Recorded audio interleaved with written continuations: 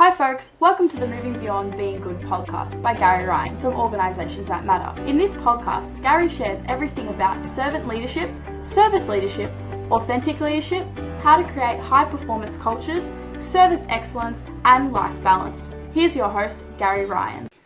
Thanks, Sienna, for your lovely introduction. I'm very, very lucky here to be with Gary Micu Jr. and we've got our episode of the Moving Beyond Being Good podcast today. Gary's got a fascinating history. He's actually a CPO and a loan officer. He actually owns Micu Growth Consulting in Detroit, Michigan. Correct? Yeah. Yes. And having been an accountant through his career and helps real estate agents and people with getting their loans, he's got a fascinating story. Welcome, Gary, to our podcast episode. Thank you. I appreciate you having me on. I am absolutely delighted to have a chat with you today. It's evening your time, morning my time. And yes. So what we like to do is we like people to just share their journey. Gary, would you mind sharing your journey with us, please? Yeah, absolutely. So started off, obviously, doing kid stuff, being a kid, and went into college, went after my accounting degree. So did both a bachelor's and a master's. Came out, got my CPA license, and thought I am going to settle into an accounting firm, be an accounting partner, and just ride off into the sunset. Well, here we are doing not much accounting. So what happened in between is I just kind of burned out with accounting. I realized this wasn't for me. I felt too constricted. I wasn't able to be creative. Jumped over into mortgages, liked the sales aspect, liked the people aspect. But I kind of got bored with it after a little while. So I started looking for something new, and I knew I needed at that time to hone my sales skills too. So found Grant and the team, and from that, everything led on to Micu Growth and everything that's come since.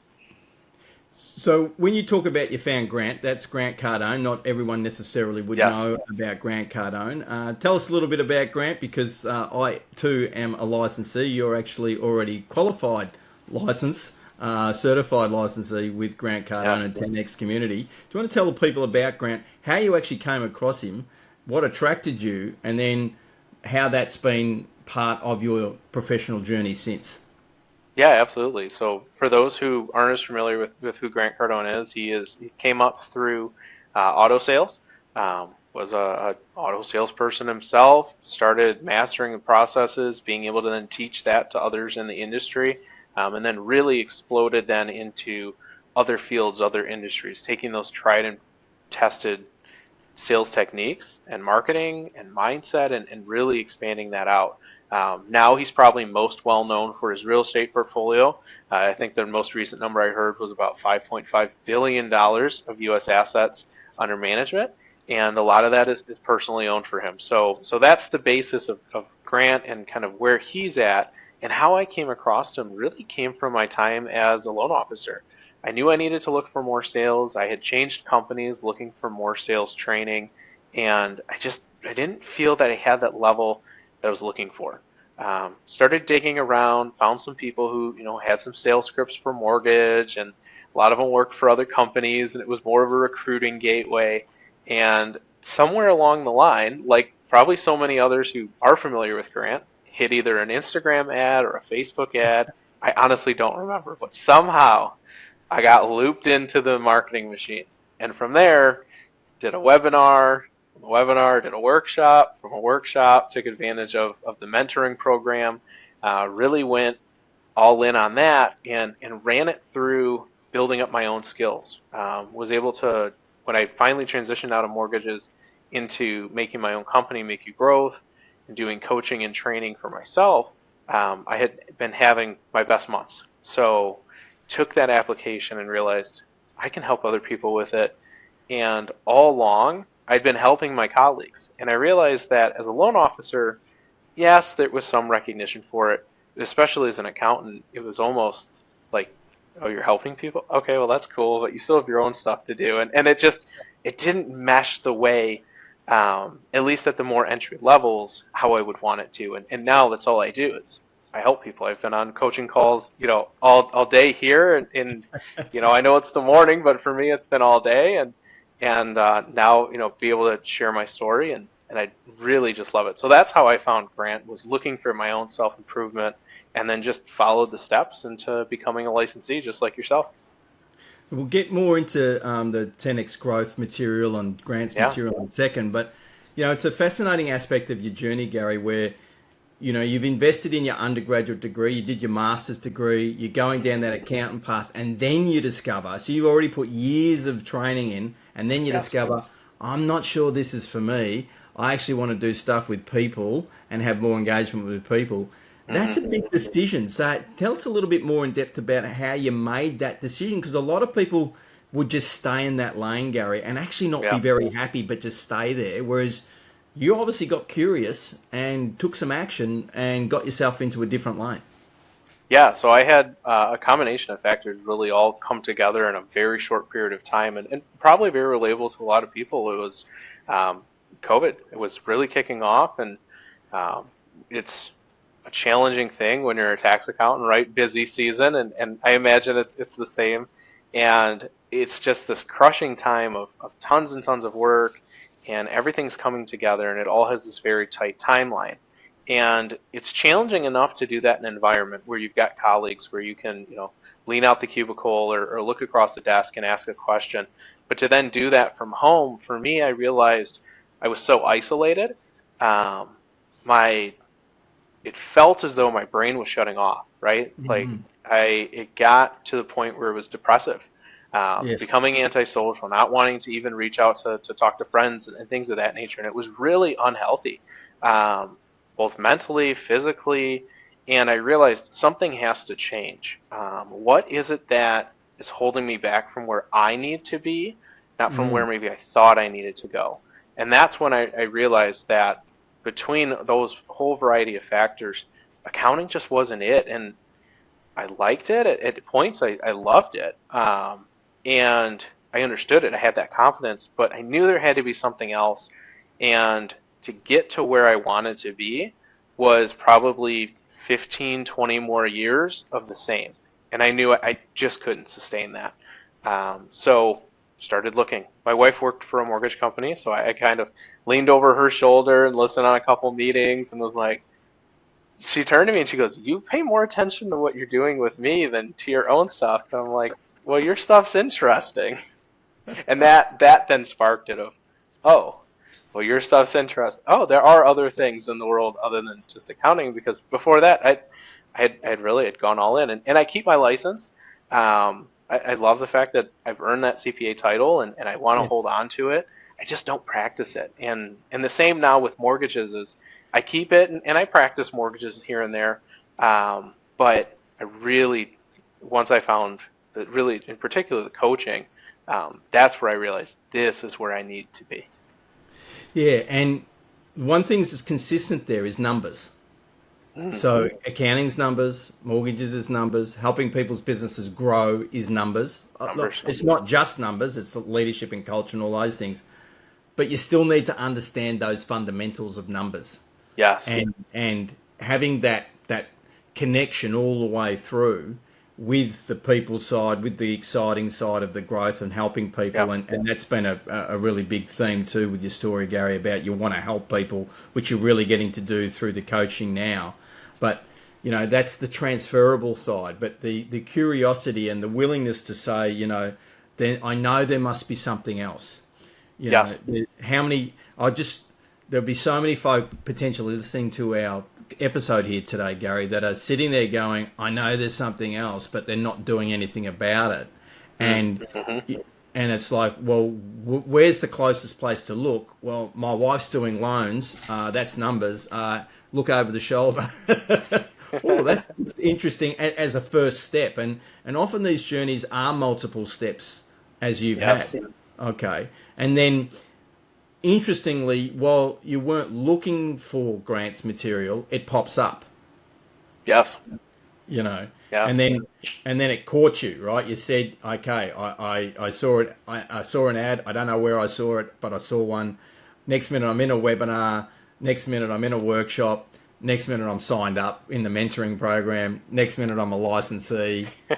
Now I'm an elite coach, helping people. So for people that aren't familiar with the material of Grant and the 10X mindset, do you want to share some insights about the material and the benefits that that material gives organisations to grow through Micu Growth. Absolutely, and that's really where it's such a strategic, really alliance and through a license. So taking advantage of really Grant's 30 years of experience, the tried and tested models that have been worked with hundreds, if not thousands, or tens of thousands of businesses and seen success. And what it really dives down into is three core fundamentals. You've got sales, marketing, and mindset. It's one of those three. So if you're under the 3 million revenue mark, whether it be US dollars or whatever the equivalent is in local currency, then those three are either all or in part, or one of them certainly is held up. And it's easy to say it's not mindset. And oftentimes, if you come out and say it's mindset too early, you get this defensive reaction. No, it's not my mindset. It's a natural human thing to do, but so often it really is. So what we focus on a lot is sales and marketing having processes and systems and really drilling down into what works, what language is required. For example, using scripts, how to handle an objection. Do you know what your top 5 objections that you hear are? Because you should. Do you know what the top 10 are? Do you have a response to those top 10 that you know works? You better. Otherwise, it's going to hold you back. And that's the sales component, and it goes through, of course, your steps to the sale. There's so much more to it. But then marketing really is senior to sales. And that's getting known, getting attention. If no one knows who you are, it doesn't matter how good of a closer you are. It doesn't matter how good of a salesperson you are, because they're never going to connect with you. And that's one of the main things where on the marketing side is how to get exposure, whether it be ads, social media content, using other people's stages like a podcast or a speaking presentation, person to person. Go show up at someone's office and shake their hand in person. I know Gary's got some great success from doing just that. And it turns on this whole nother level that no one else is doing it. And that really, although we think is sales, is quite honestly a marketing component. You're making yourself known, you're getting the awareness to open the door to the sales possibilities. And undermining all of that, of course, is mindset. So walking through what we call our 10X Super Life exercise. And it's a whole program, sequence of a video course, but there's an exercise there that really looks at your goals. And not just your goals today, but where do you want them to be? Yeah. Big goals. Goals that have their own center of gravity, they're so big. And that really then takes that mindset and just shifts it. And then there's a fourth piece that I've been adding in the Micu Growth side of things, and that's health and wellness.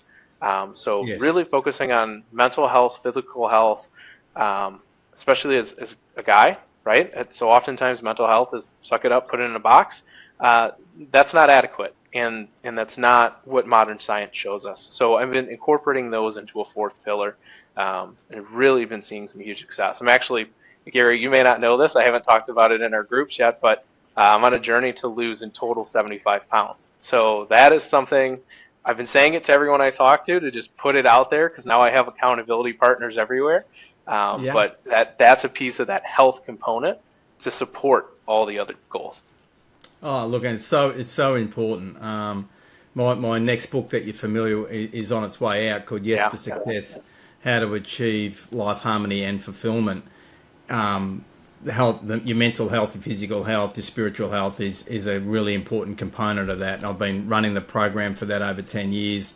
And you're 100% right, Gary. It's like it's so important. It's what actually gives us the energy for the action that folk need to take for their business. And you mentioned mindset, and as you said, for a lot of people, they don't want to go there at the start because it's the sales and marketing part. But I even know in my own journey with my own business, which I've had for 17 years, it took me years to become comfortable with the term that I'm a marketer, which actually held my business back. It held it back massively, because I had this mindset that there's, marketing's bad and marketers are just trying to take people from money for nothing. But the bottom line is, and we both know this through Grant's material, is if you believe in what you're doing actually makes a difference for people, then you've got a duty to let people know about it, and you've got a duty to help them to buy it so that they can actually benefit from it. It's actually a duty to do that. Yes. Yeah, to I can safely say I've completely changed my mindset about marketing, and I understand that's what's part of. But you were mentioning some of the terms like around objections and closing. I didn't even know those terms for many years. I didn't even know Sure. what they were, and yet I was running a business. How many other business people are out there in whatever business they're in who don't see themselves in sales and marketing or marketing and sales, and don't even know the language of it? So they don't even know when they're getting an objection. So how can you deal with Yes. it Yes. if you don't even know what it is?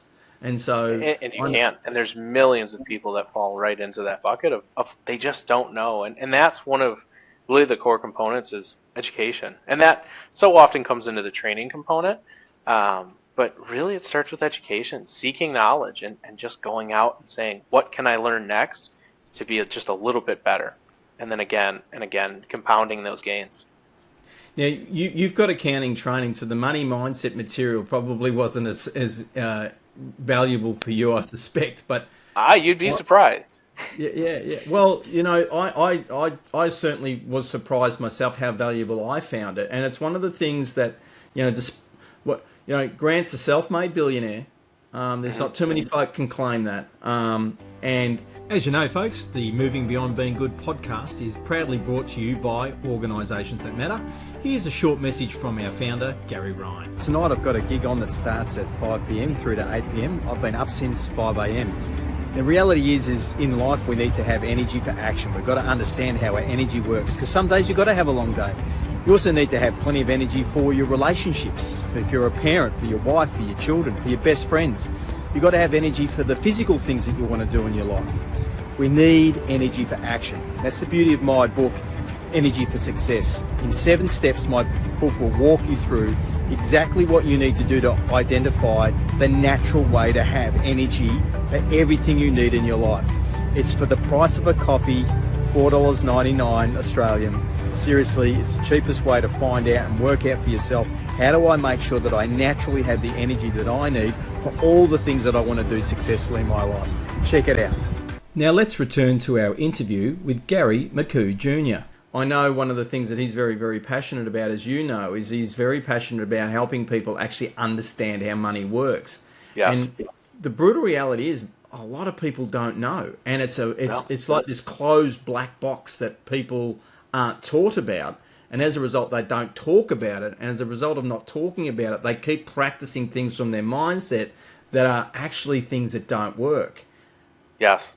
But they're closed off to learning. So, that side of the material and helping even business owners. So just because you own a business doesn't mean you actually understand how money works. Very true. Very true. And just because you have an accountant who understands how money works doesn't mean that they have that growth mindset, that 10x mindset that's really required to expand the business.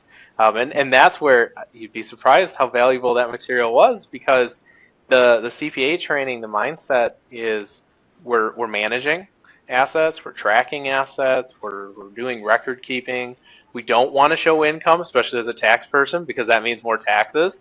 So not hiding in the sense of being illicit or not following rules and regulations, but intentionally looking for ways to suppress income versus as a business owner, your mindset has to be different. We're not looking to have a write-off, and this is something we were talking about even ahead of the show, is we're not looking for just a write-off. We're looking to grow. We want the revenues, and then sure, we have write-offs to go against them, and there's legitimate tax planning purposes there.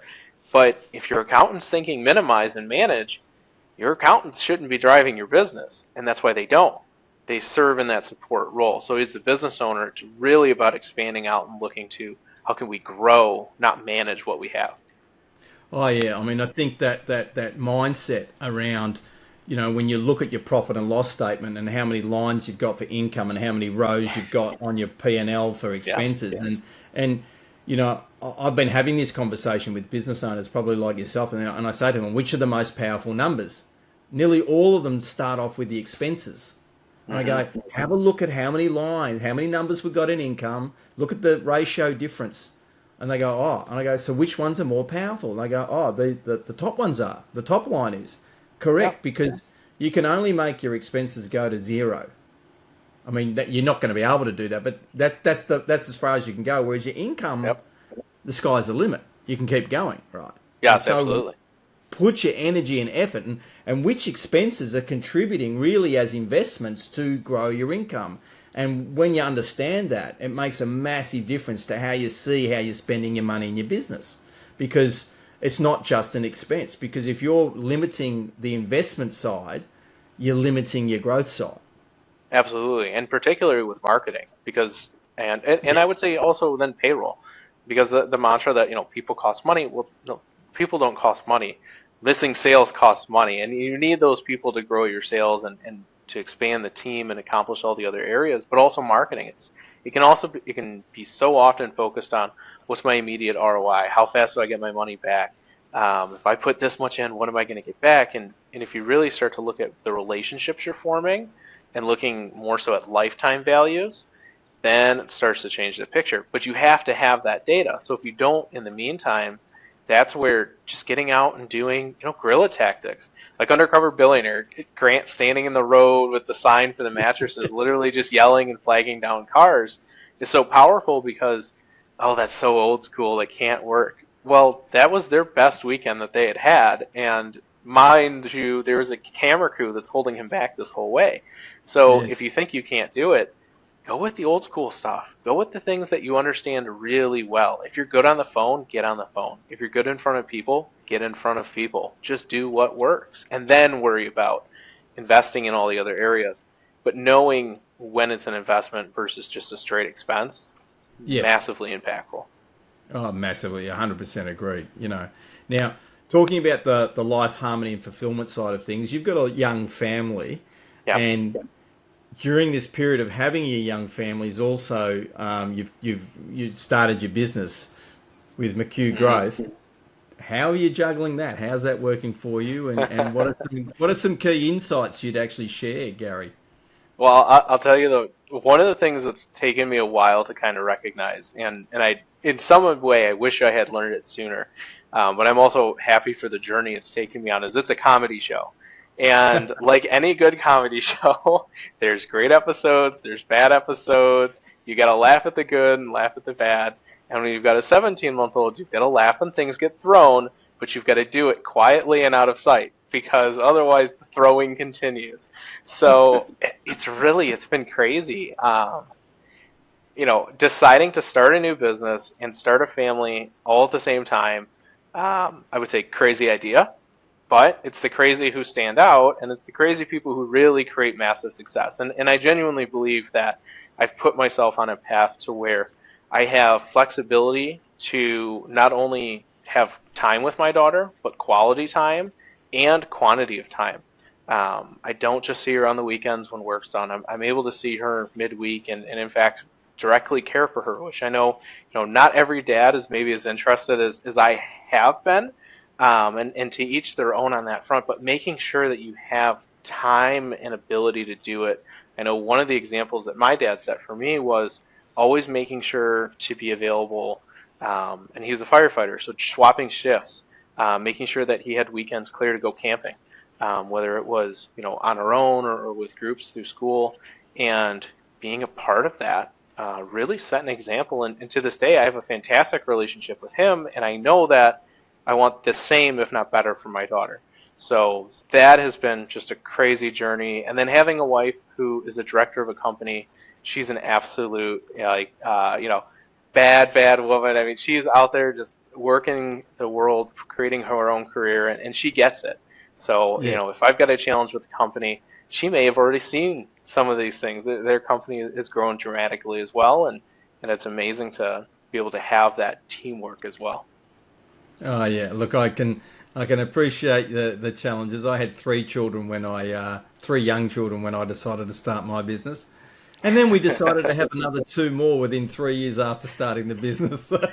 Yeah, so Yeah, I definitely know. But one of the things, one of my values is freedom, and really that's around freedom of choice. So while anyone watching from the outside, probably like you, would go, "Gee, you work a lot of hours, Gary."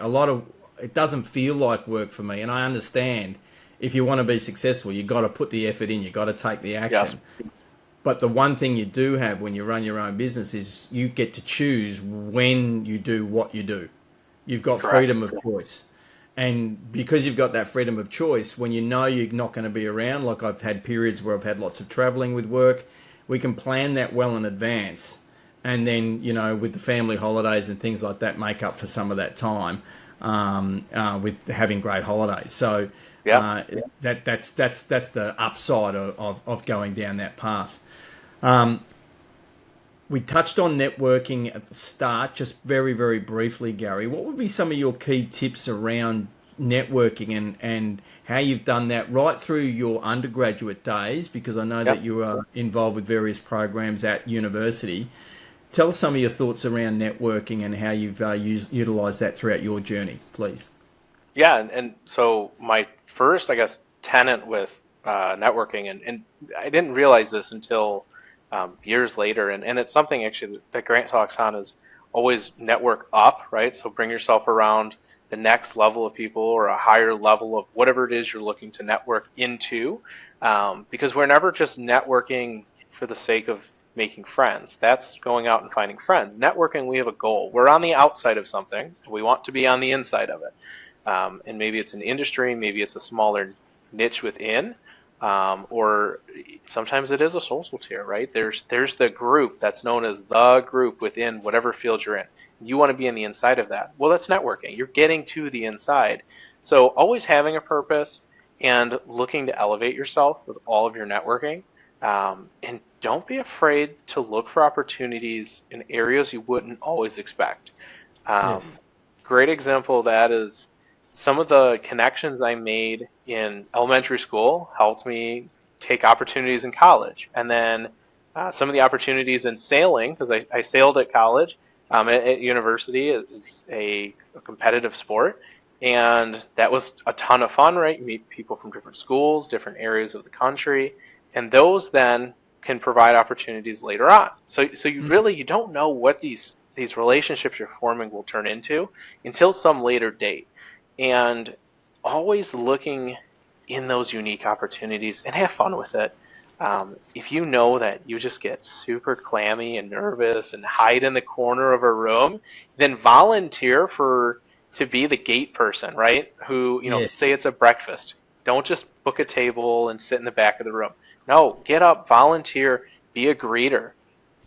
God forbid you have to talk to every single person who walks through the door. Well, guess what? You're going to get over standing in the corner really quick, because even if later that same day you're inclined to just kind of hide out, someone who came through that door and said hi to you earlier is going to want to continue the conversation. It's going to force you to engage. And as you do that, it builds confidence. So just using process. Be very strategic, but don't make it painful. Just make it hurt enough to know you're growing. Yes. And put some effort into it and understand it's important. As you say, focus on the groups that you want to be. You're on the outside, you're trying to get in.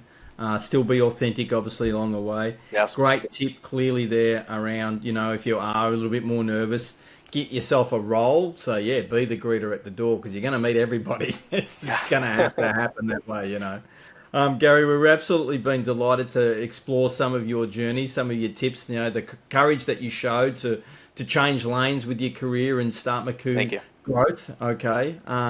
The way that you've saw the opportunity with Grant that came along, the way you're balancing being a father, the way you're supporting your wife on her director's journey in her company as well. It's just a fabulous story. And finally, some of those tips that you gave us around mentoring, networking at the end is just absolutely fabulous, and we really appreciate you joining us for the show today. What would be some of the best ways for people to contact you that we can put in the show notes? Yeah, absolutely. So on my LinkedIn, that's probably the absolute best place to get a hold of me. And then MicuGrowth.com. If you want to know everything, it's on the website as well. You can always get in touch with me there. No worries. We'll put those notes in the show notes, everyone. Once again, folks, this is Gary Ryan from the Moving Beyond Being Good podcast. We've been very, very lucky to have Gary Micu with us for today's show. If you want to like and subscribe, please do so for the podcast. If you'd like to have us contact you via email, please go to orgsthatmatter.com/newsletter, and we'll be able to connect with you that way as well. Once again, this is Gary Ryan with the Moving Beyond Being Good podcast, and we look forward to the next episode. Bye.